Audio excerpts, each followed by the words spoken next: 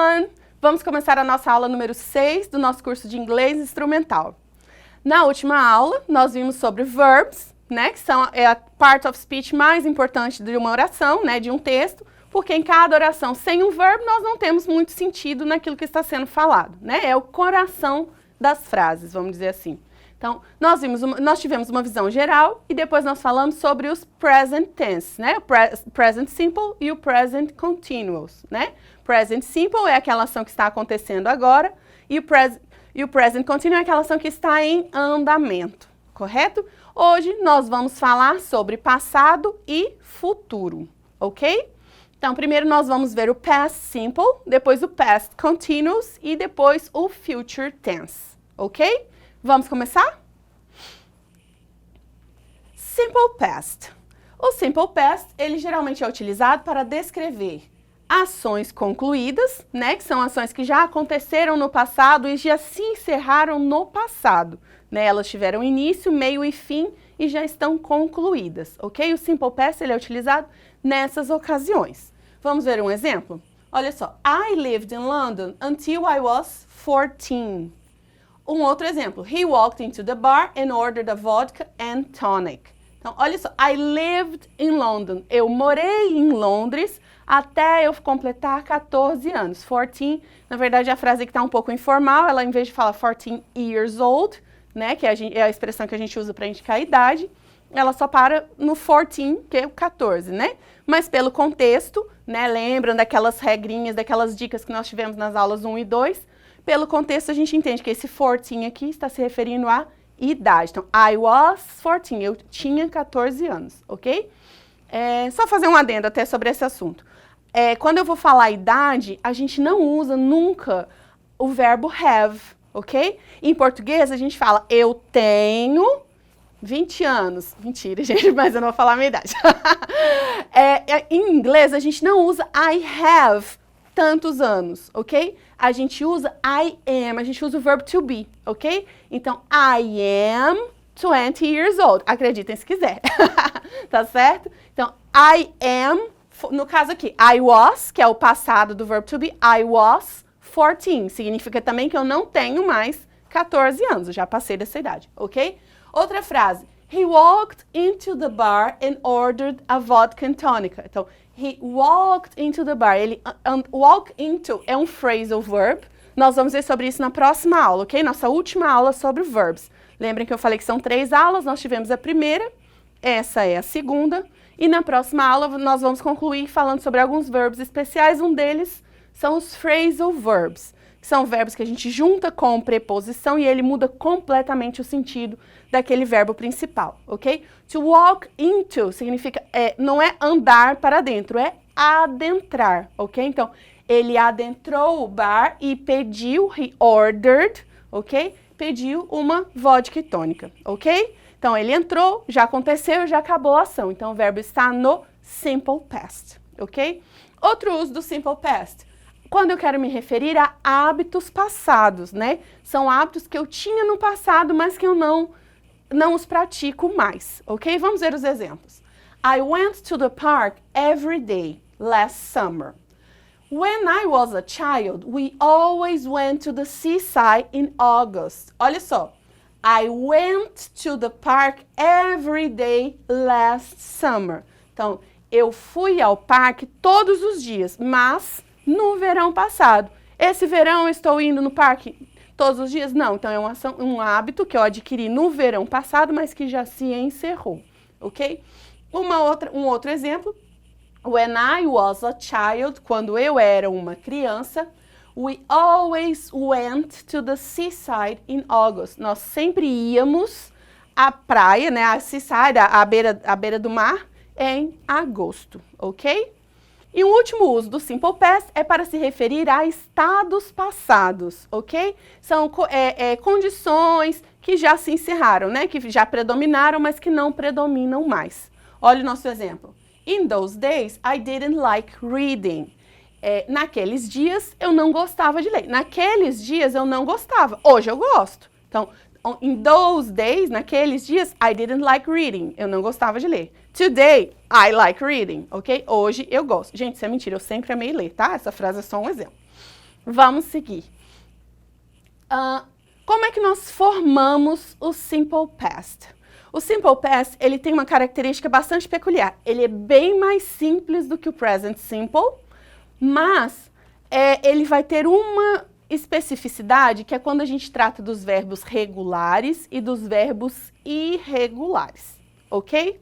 A gente vai começar tratando primeiro dos verbos regulares, dos regular verbs, para depois tratar dos irregulars, porque na verdade os irregulars vai demandar muito mais autoestudo por parte do aluno do que eu ficar aqui horas e horas falando, tá? Então eu vou falar um pouco sobre os regulars, vou dar o caminho das pedras sobre os irregulars, mas eles vão principalmente depender do estudo de cada um, porque ele vai depender muito de memorização, ok? Vocês vão entender quando eu chegar nessa parte.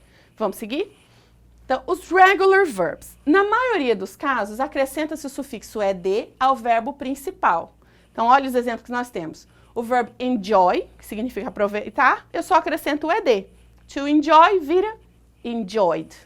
O talk, que é conversar, vira talked. Lembram daquela pronunciation tip de algumas aulas atrás? Eu não vou falar enjoyed, talked. Eu vou falar um E quase mudo, tendendo para o I, na verdade, o som do I. Então, é enjoyed, talked, ok? Lembrem daquela aula, voltem lá naquela pronunciation tip que eu já passei para vocês apreciarem as regrinhas novamente e pratiquem, ok? Olha só, work, trabalhar, vira worked, ok? Eu acrescento só o ed.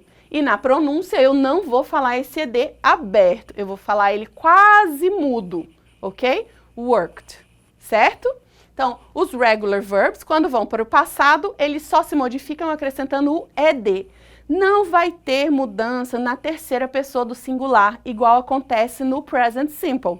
Lembra que eu falo assim, I enjoy, he enjoys no presente? Pois é, no inglês não vai ter esse acréscimo do S na terceira pessoa do singular. Todas as pessoas, do singular e do plural, o verbo vai ter a mesma forma. É simplesmente o núcleo verbal acrescentado do sufixo ed, ok?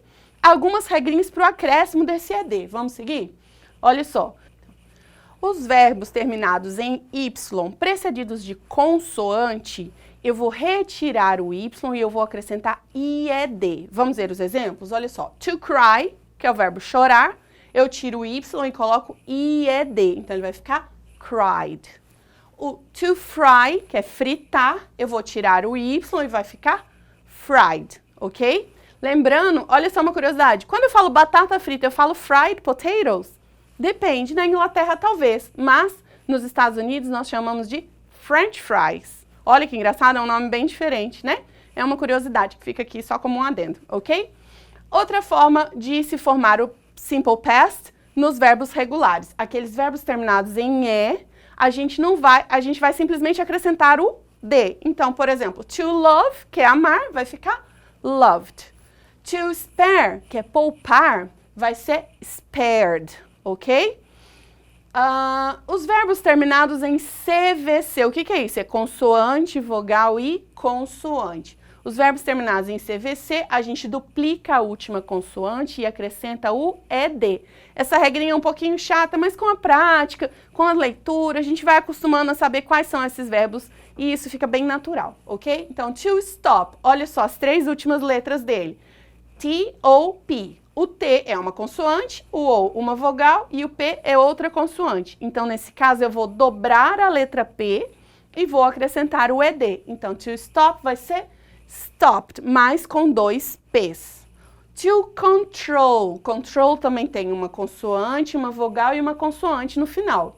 Control, eu vou dobrar a letra L, que é a última, e vou acrescentar o ED. Controlled. Ok? Lembrando sempre da pronúncia, ok? Não é controlled, é controlled, ok? Não é stopped, é stopped, ok? Sempre praticando, porque essa dica de pronúncia, ela faz muita diferença quando a gente vai se comunicar, ok? Sendo assim, vamos passar para os irregular verbs. Teacher, como é que eu vou fazer o passado dos irregular verbs? Eu só conheço um único e infalível método que se chama memorizar. Lembre bem, não é decorar, é memorizar, gravar na memória, ok? Decorar, geralmente, quando a gente decora, a gente esquece. Quando a gente memoriza, a gente lê e relê e usa técnicas para aprender, para gravar, até a gente gravar na memória e memorizar. Por quê? Porque os verbos irregulares, eles realmente não têm padrão nenhum. O formato deles no passado, cada um vai ter um jeito, não existe uma regra específica. É um verdadeiro Deus nos acuda? É. De início, parece realmente um Deus nos acuda, mas depois que a gente memoriza, a gente aprende o passado desses verbos e isso se torna bem fácil, ok? O mais interessante é que, graças a Deus, a maioria dos verbos conserva o seu núcleo. Então, a gente lendo aquele verbo no passado, pelo núcleo daquela palavra, né, o núcleo semântico dela, a gente consegue mais ou menos descobrir qual é o verbo no presente, ok? Eu trouxe uma listinha aqui pequena, não é uma lista completa, ok? Eu vou deixar a lista completa para vocês no material extra no curso, ok? No EAD, tá? Mas eu trouxe alguns aqui que são os mais corriqueiros, os mais comuns.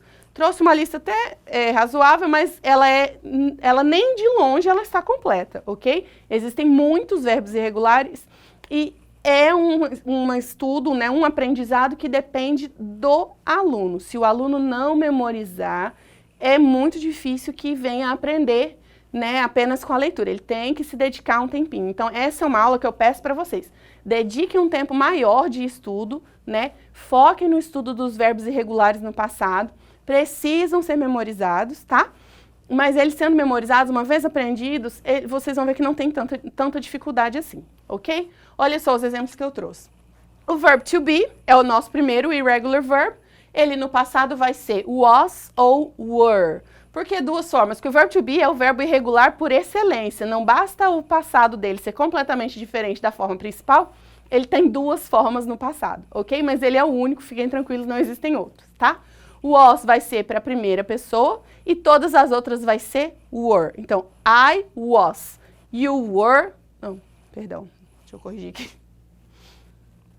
O nosso primeiro verbo irregular é o verb to be, que é o verbo irregular por excelência, porque não basta ele ter uma forma no passado diferente, ele tem duas formas no passado, ok? Então, essas duas formas, elas vão servir no singular para a primeira e para a terceira pessoa, e o were vai servir para a segunda pessoa do singular e todas as outras do plural, primeira, segunda e terceira, ok? Então, vai ser I was, you were, he or she or it was, e depois we were, you were, they were, ok?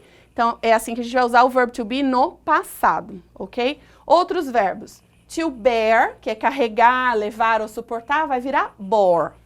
To beat, vai virar beat, vai ficar igual. Viu como os irregulares não têm um padrão? Uns simplesmente não mudam, outros mudam quase que completamente, né? A gente não tem muito um padrão. Então, por isso é importante a gente memorizar. To become vira became, to begin vira began, to bend vira bent, to bet permanece bet, to bite vira bit, to bleed vira bled, to blow vira blew, to break broke, to bring brought, to build built. Vamos mais um pouquinho? To burn, burnt ou burned, depende da região e depende do local. Alguns lugares a gente vai transformar esse verbo em irregular e vai virar burned, mas por via de regra, principalmente no inglês britânico, ele vai ser burnt. Burst continua burst. To buy vira bought. To catch, caught. To choose, chose. To come, came. To cost, permanece cost. To cut, permanece cut.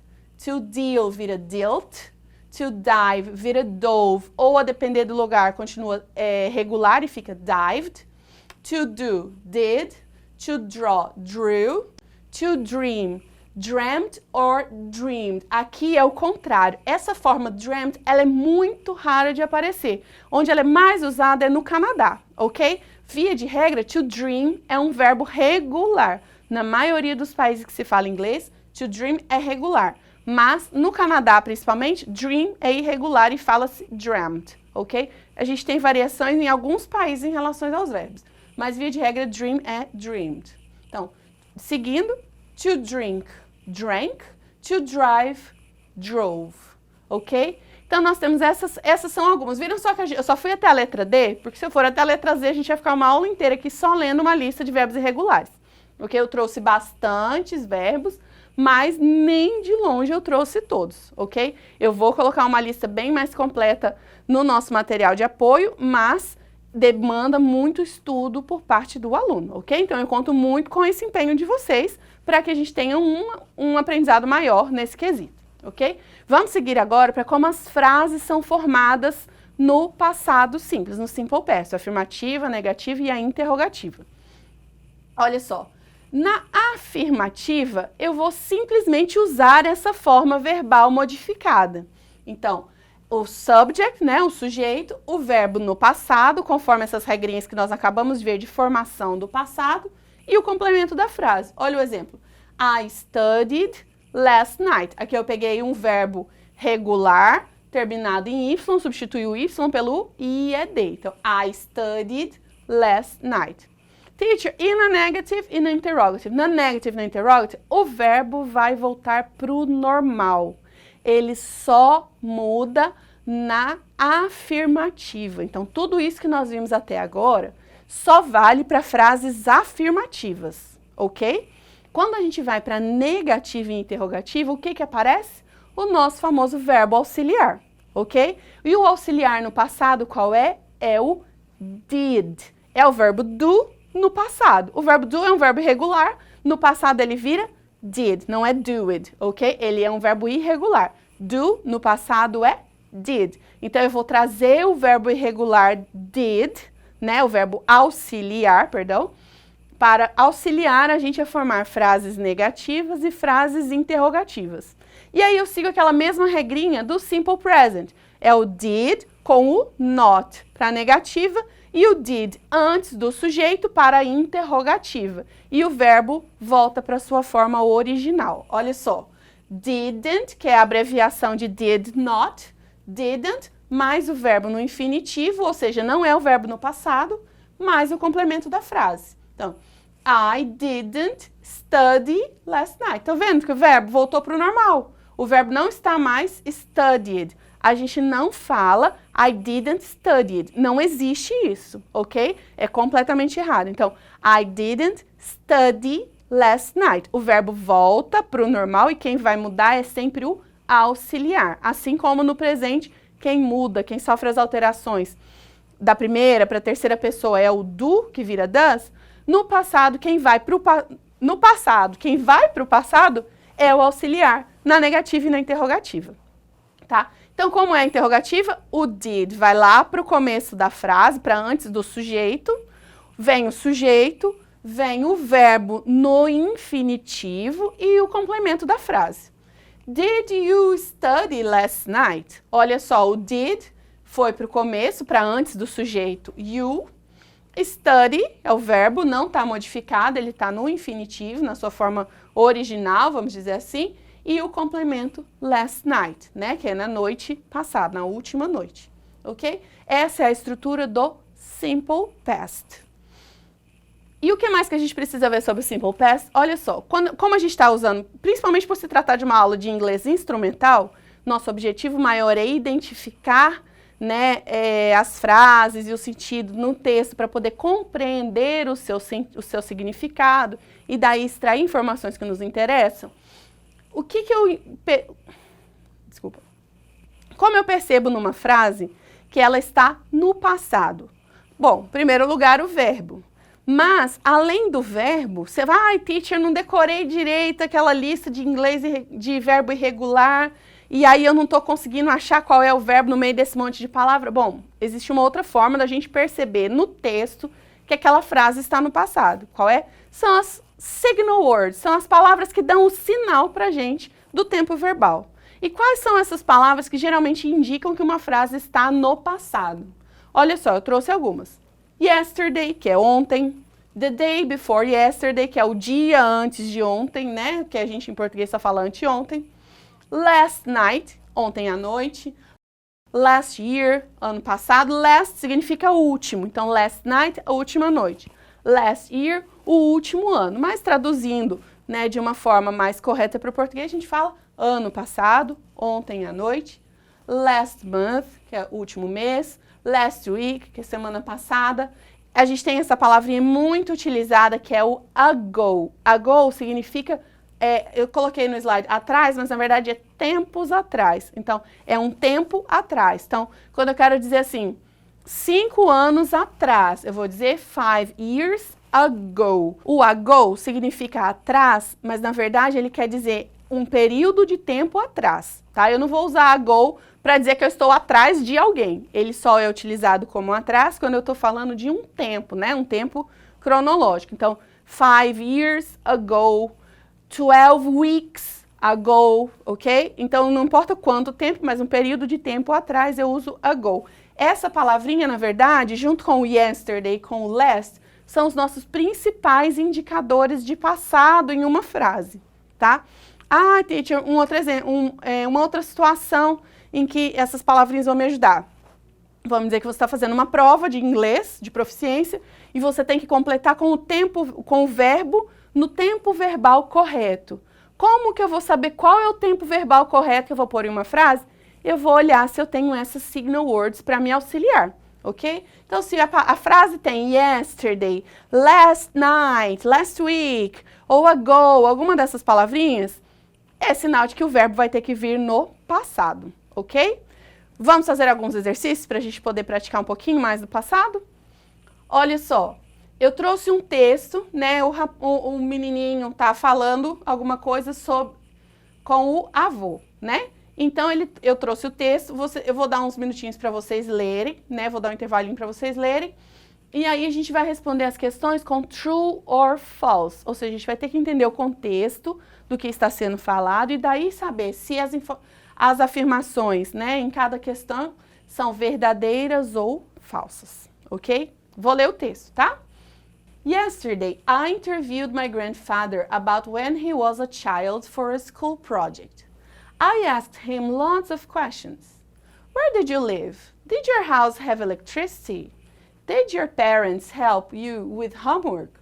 What games did you play with your friends? Olha só, ele fez várias perguntas para o avô, vocês estão vendo? Vamos seguir para as frases. Eu não vou traduzir o texto, ok? Eu quero elevar um pouquinho o nível de dificuldade. Eu não vou traduzir o texto, porque eu quero que vocês tentem, pela leitura, me ajudar a descobrir se as frases são verdadeiras ou falsas, ok? Então, olha só a primeira questão. He interviewed his grandfather. É true, verdadeiro ou false? Falso. Olha só, vamos ler o texto. Olha a primeira frase do texto. Yesterday, I interviewed my grandfather. Olha só a resposta da primeira questão já nas primeiras palavras. Yesterday, a gente acabou de ver que é uma palavra que indica passado, né? Ontem. I interviewed, eu entrevistei. To interview significa entrevistar, ok? I interviewed my grandfather. Grandfather é avô. Father, pai. Grandfather é o pai do pai. O grande pai, né? É o avô, ok? Então, olha só a frase. He interviewed his grandfather. Ela é true. Já veio respondido no nosso gabarito, ok? Vamos para a segunda frase. He asked him about when he had a job. Ele perguntou a ele sobre quando ele tinha um trabalho. Olha, vamos ver as perguntas que ele fez para o avô. Alguma delas tem a palavra job. Olha só. Where did you live? Did your house have electricity? Did your parents help you with homework? What games did you play with your friends? Nenhuma dessas perguntas tem a palavra job, que significa trabalho, ok? Então, ele perguntou para ele sobre quando ele teve um trabalho. Ele perguntou? Não perguntou. Então, a resposta é false. Letter C. He asked him, where did your friends live? Olha só, ele perguntou a ele, né? Em inglês, a tradução tá ficando um pouco ruim, mas porque em inglês, geralmente, ela pode acontecer esse tipo de ambiguidade sem que seja um crime gramatical como é em português, ok? Where did your friends live? Onde seus amigos moravam? Ele perguntou alguma coisa sobre amigos? Vamos ver a palavra friends. Aparece em alguma questão? Aparece, né? Na última questão. What games did you play with your friends? Só que olha só, ele está perguntando sobre onde os amigos moravam? Não, ele está perguntando sobre games. Que games que ele jogava com os amigos? Então, a resposta também vai ser false, porque ele não perguntou sobre onde os amigos moravam. Letra D, he asked him, did your school have electricity? Olha, a palavra electricity aparece ali naquele monte de perguntas, né? Vai ser mais especificamente na segunda pergunta. Did your house have electricity? Só que olha só, foi house que ele perguntou, né? Então não foi school. Então a questão é false. Ele não perguntou sobre a school, ele perguntou sobre a house. E a última, he asked him, what games did you play with your friends? Olha só, eu acho que isso é exatamente uma cópia da última pergunta, olha só. What games did you play with your friends? Então, he asked him, what games did you play with your friends? Yes, he did. Então, a resposta vai ser true. Vamos ver nosso gabarito? Olha lá. He asked him about when he had a job? No. Então, false. He asked him, where did your friends live? No. Então, a resposta vai ser false. He asked him, did your school have electricity? No. Ele perguntou sobre a house. Então, a resposta vai ser false. He asked him, what games did you play with your friends? Exatamente, ele perguntou com essas mesmas palavras, inclusive. Então, a resposta vai ser true.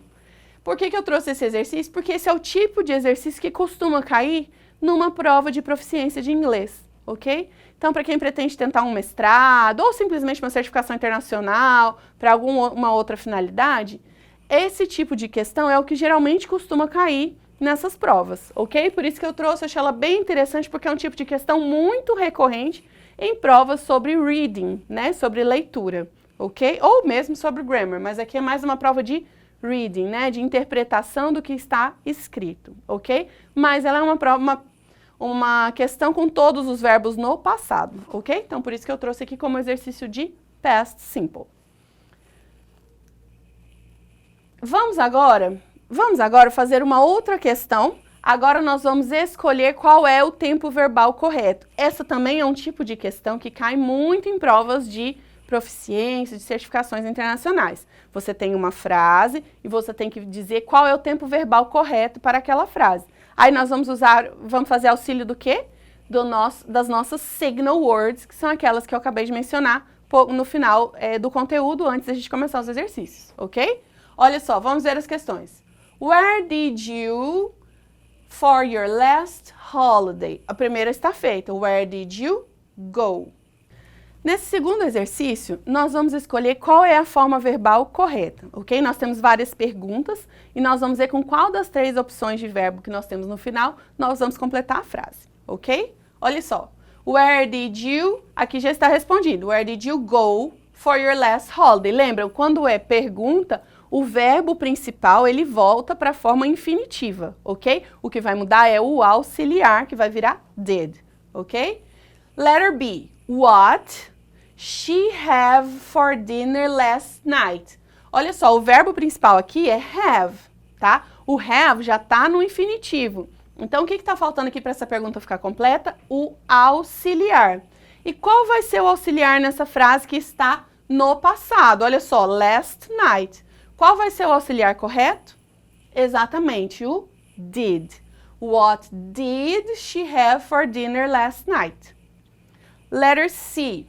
Também está faltando um verbo no início. You have fun at school yesterday. Você, have fun é se divertir. Você se divertiu na escola ontem? Está faltando também o verbo auxiliar. Qual vai ser o verbo auxiliar? Novamente é o did, porque eu não vou usar o verbo to be were, ok? O were aqui não tem nada a ver com a história. O auxiliar no passado é o did, tá? Letter D.